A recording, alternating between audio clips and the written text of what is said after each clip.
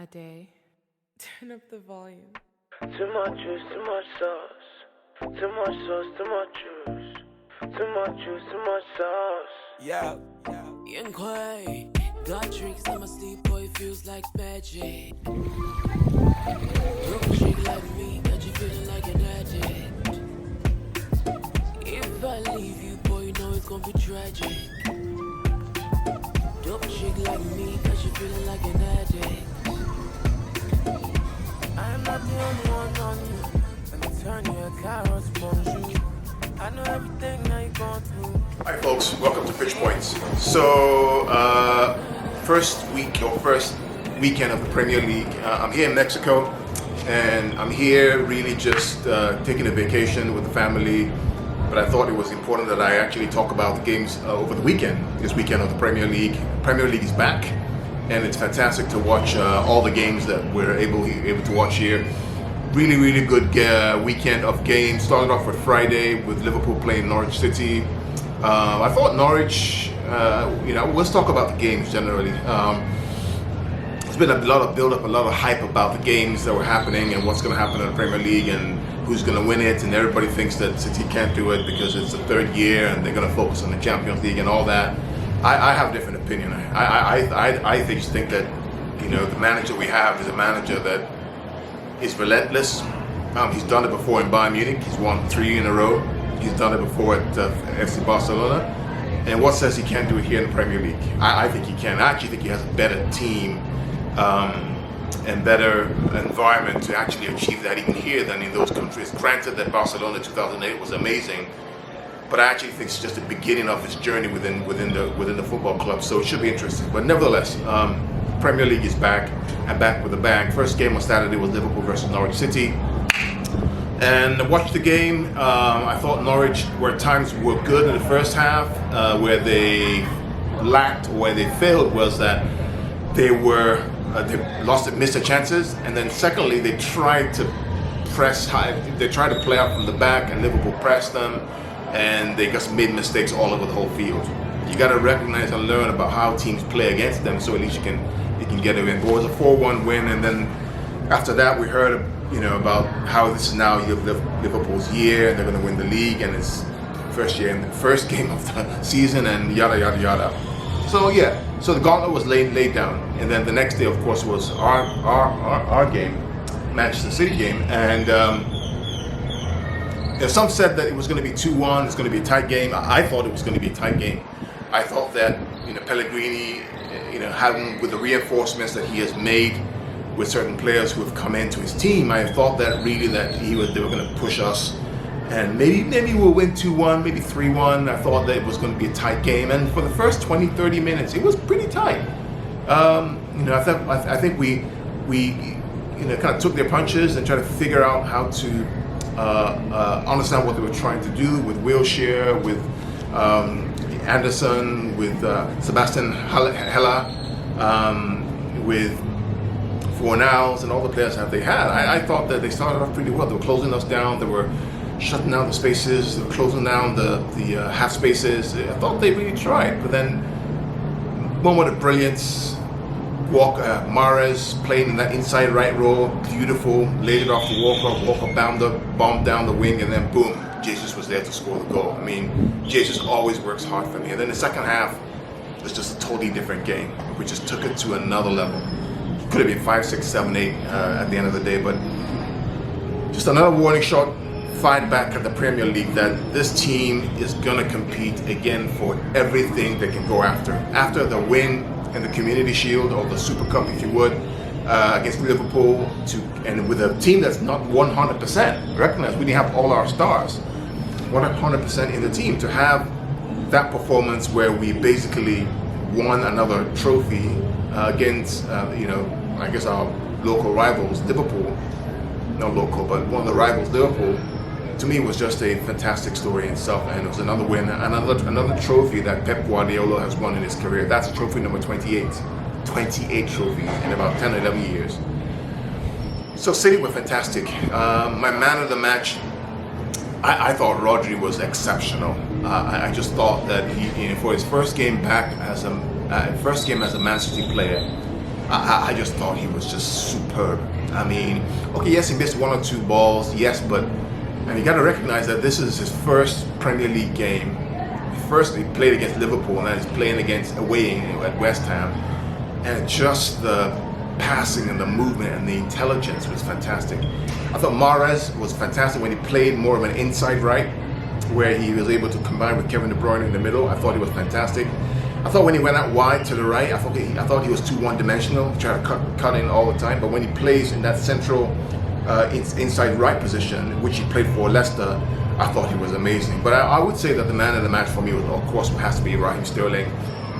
Hat-trick, clinical, 3 goals, just beautiful play. Jesus was also fantastic. So in terms of ratings, I would rate Ederson, I would give him a 6, 6.5, or 7, because he didn't have much to do. Those 2 stops were fantastic. Walker, I'll give him a 7. I think he's realizing that Cancelo is going to push him all the way. Stones and Laporte, I would give them a 7 and 8. Zinchenko, I'll give a 7. I thought it was okay. Rodri, I'll give an 8.5. I thought he was beautiful. Kevin De Bruyne, I'll give a 7.5. David Silva, I'll give a 7. I thought David still, for me, still has he's not at that same level that he used to be, but time is taking its toll. Maybe we play Bernardo there instead of Silva in the future. I thought Raheem, I thought he was 9.5. I thought he was 9.5, and I like the attitude he showed to Sergio Aguero when he wanted to take a penalty, and Sergio said no. I like the kind of attitude, which is a swag that he has. Jesus, I give an 8.5. Mahrez, I give an 8.5, and then Sergio, I'll give probably a 7 when he came on.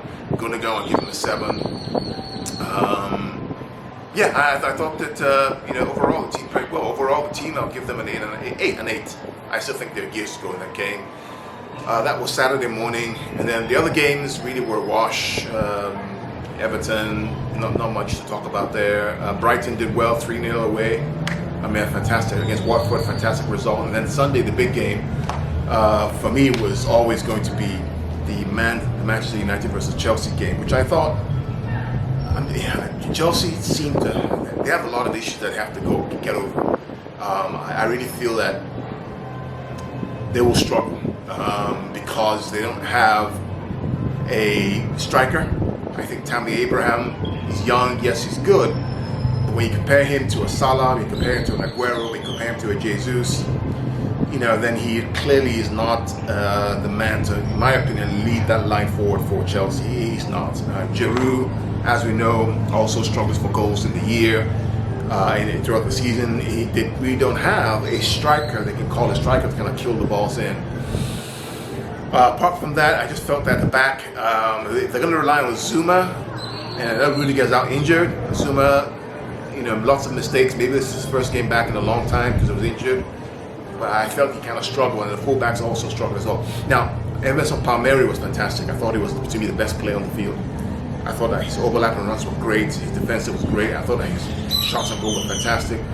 And I thought the 4-0 scoreline actually flattered Manchester United. I don't think that it was a 4-0 game. I think what United are doing now is just playing a really counter-attacking game. And they tried to play out from the back, but it was really crap, in my opinion. I don't think it was worth anything at all. If they do that against Liverpool or in Man City, I think they would get crushed and pressed off the field because they would just lose the ball and that would be a goal. So I was a little disappointed though. I just thought that Frank could have probably started Giroud, maybe start Pulisic instead of Barkley. I just felt if Kante's coming off the bench at 60 minutes, might as well start the game and take him off at halftime. I'm not the coach, but I just felt that there's something missing there. To get beaten 4-0 against really an average United team, for me it's just it's just difficult. But anyway, so that was basically the main highlight for the weekend in terms of the games. The main games were, of course, Manchester United, Chelsea, City, West Ham, and the first game on Friday for the other club that's at Merseyside. But as we stand today, I know it's early in the game, I know it's early in the season, it's the first game out, but City have sent a statement that even at 60%, we're still able to put teams away by 4 or 5-0. And so it's up to the other teams to try to catch up to the Manchester City. The club is phenomenal, the coach is phenomenal, the players are absolutely phenomenal. And we didn't even play our full squad. Imagine if they can play to their best every single week. Nothing will be possible for them. Anyway, so that's me reporting for Pitch Points from Cancun, Mexico, where I'm on holiday with the family. And I also have a friend of mine who's a Chelsea fan that also watched the game with me and traveled with me for holidays as well. We watched the game together. Next week we'll be having the first season Afrobeat Live Fan Zone, which is another media outlet that I support. And we're having a fan fest show. We're all going to gather at a place in Baltimore, Maryland, called Suya Spot, where they have Nigerian food. It's really fantastic. It's delicious Nigerian meals, suya, fish, and everything else. And we're going to have a host of people there to talk about the season, what's going to happen, predictions, thoughts, what should the coaches do, who are the good signings, who are the good players coming in, what have we learned from the first few games of the season, what are the projections. So stay tuned for more information on that. All right, welcome back guys. I have with me Taye Akinboni. Taye is the CEO of Afrobeat Live. We have a show that we both work on, co-host, called Afrobeat Live Fan Zone. I mentioned it earlier on in this show about how we're going to work. On Saturday, we're going to have a show in Baltimore, Maryland at the Suya Spot for our initial season opener with a host of different Afrobeat Live Fan Zone folks who come on board, who talk about the season, our projections, what we're going to do, etc. But Taye, what else are we going to talk about on Saturday? Everything football, man. The season is back. I can't wait. The excitement, EPL, La Liga, everybody's coming back, and we are back. Yeah. Yes. See, Taye is a Chelsea fan, and we're both, again, as I mentioned earlier on, Proud one, too. We're in Mexico, and we're on vacation. We work and we play hard, so we're here enjoying ourselves. We love the game. We're able to watch the game on our phones. Even though it's not available here, we figured out a way to do so, and we watch most of the games for the first week of the Premier League. Yes. It's an amazing week that started this weekend, really, right, Taye, with the Liverpool and Norwich game, and ended with the Chelsea and Man United game today. Any thoughts on the highlights, the highs and the lows of this weekend? Week one was great. No surprises on Saturday, I felt like. City dominated like they're supposed to, like they should. Tottenham got lucky second half, but they're supposed to win that game. I felt like Aston Villa played well first half, but second half, Tottenham showed their experience. Yeah, they were naive, and the naive of coming to the EPL showed. The other games was tied. Like I said, no surprises. The only big surprise for the weekend, obviously, is Chelsea's getting demolished by Man U. But I'll tell you what, I'm not disappointed, honestly. Even though we lost 4-0, I feel better about this game than I've ever felt the whole last year under Sarri. That's the honest truth. Even when we won the Europa under Sarri, I felt like, you know what, that's a bad thing because that means they're going to keep him. So, the game, if you look at the game wasn't a 4-0 game, and I mentioned this earlier on. To me, the game wasn't a 4-0 game at all. Because if you look at that game if you study that game, all United were doing at home was counter-attacking. And the challenge was that if you think about the posts that were hit by what's his name, the striker. Forgot his name now. Tammy Abraham. Tammy twice hit the post. Emerson Palmieri hit the post as well. There's so many chances that were missed, and if you had that rhythm already, I think they'd have taken it.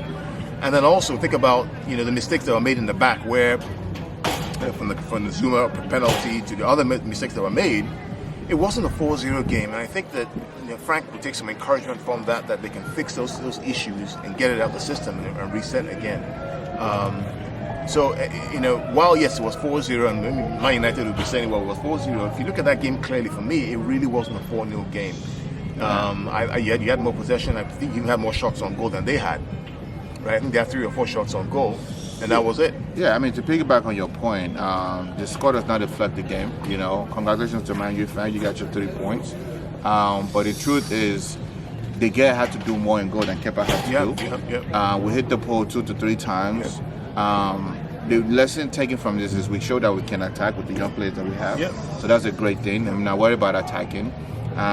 We showed that when Kante came in the middle was a little bit much better than it was in the first half. So it kind of saw that who our starting lineup should be or will be. And the biggest weak point that we have was the defense, the defending against the counter. Right. Unfortunately, the next thing that we have to play in Liverpool in Super Cup is a team that's really, really good Right. to counter. So this is a quick turnaround for us to show what we've learned after a 3-day turnaround. So, like I said, I'm not worried. I'm proud of the boys. I like what I they mean, do. the other thing too is think about it, you didn't have Rudiger, Yeah. which is your starting And center Zuma back. had a bad day. Right, Zuma period. had a bad day. You You didn't know, have he's not a bad player, but he has a bad day in the office. Yeah, you didn't have. I mean, maybe it's because of his injuries. Come back from injuries. Sorry, not injury. He just looked nervous. Come from It Everton. happens. Takes time to get in the rhythm. And if you notice when we were watching the game, his passes wasn't crisp when I said it. And I was Right. like, his passes, I mean, as a defender, when you make those passes, he's got to get there quick enough. So he was a little bit nervous. Yeah. It happens. I'm not worried about it. And he's still a good player. You know, Rudiger is probably going to replace him. So we'll see how the pairing of Rudiger and Christensen goes. Yeah, You know, it's one of those games. I'm not worried about it at all. Yeah. So I mean, that was the United Chelsea game, the last one today, and then there were others as well. I think earlier on we had Leicester versus Wolves, and the VAR basically. So basically, Willy Bolly scored. Somebody scored from Willy Bolly's handball. And VAR overturned it. I mean, for me, I know there's a whole debate in England going on right now around VAR. For me, I just think it is what it is. We have to live with it. We have to adapt. We have to move forward with it. It's not perfect, but it's going to get better and better and better. In my opinion, and what do you think about it? I don't blame the VAR, I blame the rules. I think it's a stupid rule that says, you know, no matter how the goal happens, as long as it touches the hand, it's no goal. Right. They have a point for making it, but again, it's one of those things that I feel like eventually they're going to change that goal. They're going to change that rule, you know. So it is the rule right now. You know, we just have to live with it. Right. If you think about Raheem Sterling's offside goal, in the show, he said his armpit was offside. I mean, are you kidding me?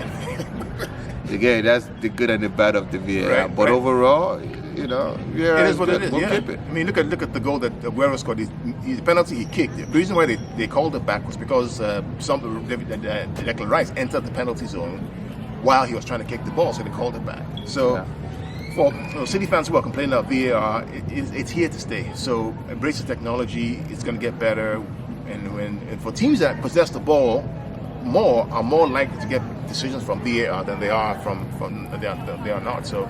Anyway. Yeah, I mean, it's a good thing. Sometimes it's going to benefit you. Sometimes it's going to count against you. Yeah. So what? You know, the rule is the rule. Yeah, but- like I said, I was one of those people that didn't really buy into VAR initially, but it's grown on me because I've seen the way MLS is doing it, the way it's running World Cup and Champions League. So now, hey, I've accepted it because I thought it was going to slow the way down. And the way England is doing it is actually much quicker than the way MLS is doing it. Yeah, it is. It is. You know, It's they're quicker. having the fourth referee make the official call instead of having the field referee have to go to the line and look at the screen the way MLS is doing Right. it. So they took their time, and I think they're doing it right. Right. It's very quick. I mean, the speed of decisions is really quick in the Premier League, and that's kudos to the Premier League. It's not going to be perfect. It's not going to meet everybody's needs. Nothing in life is perfect. Nothing in life is perfect, and so we just need to just move on with it and enjoy the game as well as we love it.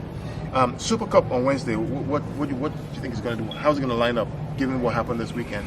I think Conte is going to start in that middle, which is going to replace Kovacic. Jorginho played well. I mean, He did play well. He did play well. I'm happy that everything doesn't have to go through him now. Before last year on the Sarri, he was the bottleneck for everything, and it's not quite his fault, but that's just the way Sarri played.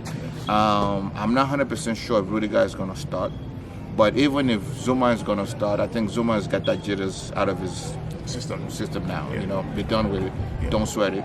Hopefully he has a good night tonight and don't even worry about the penalty. I mean, Liverpool are the favourites, but anything can happen in a one-off game. So it'll be interesting to see how Frank lines up on Wednesday at the Super Cup, and I hope he wins it. I hope it's good. It'd be a good feather in his cap and good for morale going into the weekend's game against Leicester at home, which should be your season opener, right? Yeah.